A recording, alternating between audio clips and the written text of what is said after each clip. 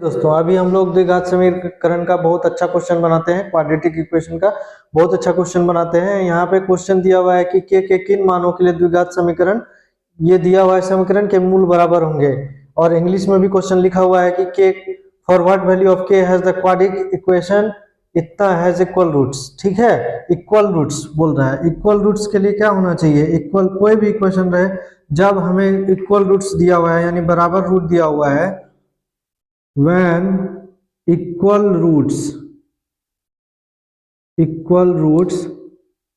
then d बराबर कितना हो जाएगा? d बराबर 0 होगा। ठीक है, जब इक्वल रूट्स होगा तो d बराबर 0 होगा। तो यहां से हम लोग क्या निकाल लेंगे? d निकाल लेंगे। तो d बराबर क्या होता है?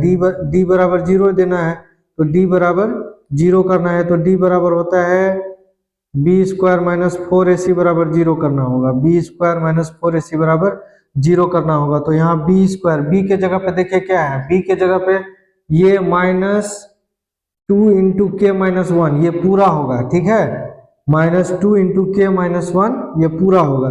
तो -2 इंटू के माइनस 1 ये पूरा लिख दिया। ये पूरा पे क्या है? ये पूरा पे स्क्वायर करना है। ठीक है, उसके बाद माइनस है, -4 इंटू यहाँ पे ए का वैल्यू कितना है? ए का वैल्यू के प्लस 1 है, तो के प्लस 1 लिख दिए हैं। ठीक है, उसके बाद सी है, सी कितना है? 1 है, 1 लिख दिए हैं, बराबर 0 लिख दिए हैं। इतना तो समझ में आ गया होगा। बी स्क्वायर माइनस 4ac बराबर 0 किए। अब इसका स्क्वायर करना है। तो ये तो देखने में लग रहा होगा कॉम्प्लेक्स है, लेकिन ये कॉम्प्लेक्स नहीं है। इसको क्या करते हैं हम लोग? एक काम करते हैं, इसको हम लोग तोड़ लेते हैं तो और आसान तरीके से हो जाएगा।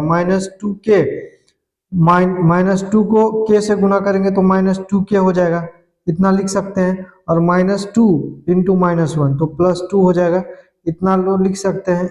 उसका स्क्वायर है माइनस इसको अब तो आसानी से गुना कर सकते हैं। -4 को गुना करेंगे तो -4k हो जाएगा। ठीक है, उसके बाद -4 को 1 से गुना करेंगे तो -4 ही होगा। ठीक है, इतना समझ में आ गया आप लोग को? ठीक है, बराबर 0 है तो 0 लिख दीजिए। अभी क्या करना है?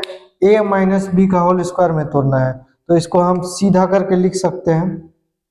इसको सीधा कर दीजिए, 2 माइनस 2k लिख दीजिए। 2 माइनस 2k का स्क्वायर कर दीजिए, -4k माइनस 4 बराबर 0 लिख दीजिए।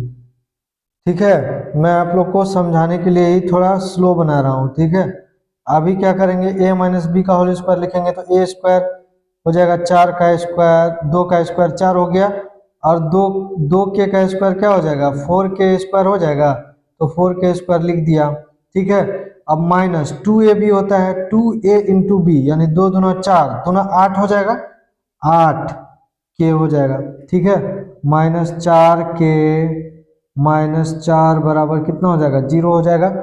ठीक है, अब इसको सॉल्व करिए तो यहाँ देखिए +4 है और -4 है, +4 है और -4 है, तो ये कट गया, यहाँ से ये कट गया। ठीक है, यहाँ पे देखिए -4k है, -4k है, तो यहाँ से हम लोग लिख सकते हैं 4k स्क्वायर -12k बराबर क्या लिख सकते हैं? 0 लिख सकते हैं।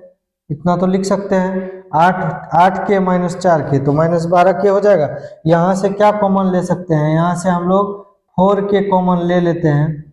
4k कॉमन ले लेते हैं तो अंदर में क्या बचेगा? k -3 बचेगा, k -3 बचेगा बराबर 0। ठीक है, यहाँ के बाद आगे प्रोसीड यहाँ पे करते हैं। हमें क्या बच रहा है? हमें देखिए क्या क्या बच रहा है। हमें देखिए यहाँ मैं इसको प्रोसीड कर रहा हूँ। हमें बच रहा है 4k इंटू ब्रैकेट में बच रहा है क्या? 4k इंटू ब्रैकेट में बच रहा है k -3 बराबर 0 बच रहा है। ठीक है, इसका मतलब क्या हो गया? इसका मतलब कि 4k बराबर 0 होगा या k -3 बराबर 0 होगा, या k -3 बराबर 0 होगा। इसका मतलब यही हुआ, यानी कि k का मान कितना हो गया? k का मान 0 होगा, या k का मान कितना होगा? k का मान ये -3 इधर आ जाएगा तो +3, तो ये हमारा k का मान हो जाएगा 0 या 3 होगा, 0 या 3 होगा। k का मान कितना होगा? 0 या 3 होगा। तो हमें क्वेश्चन क्या पूछ रहा था कि what value of k, k का कितना मान के लिए इक्वल रूट होगा?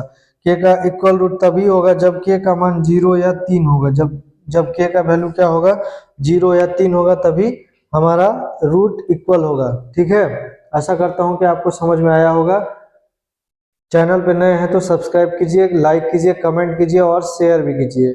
ठीक है, धन्यवाद।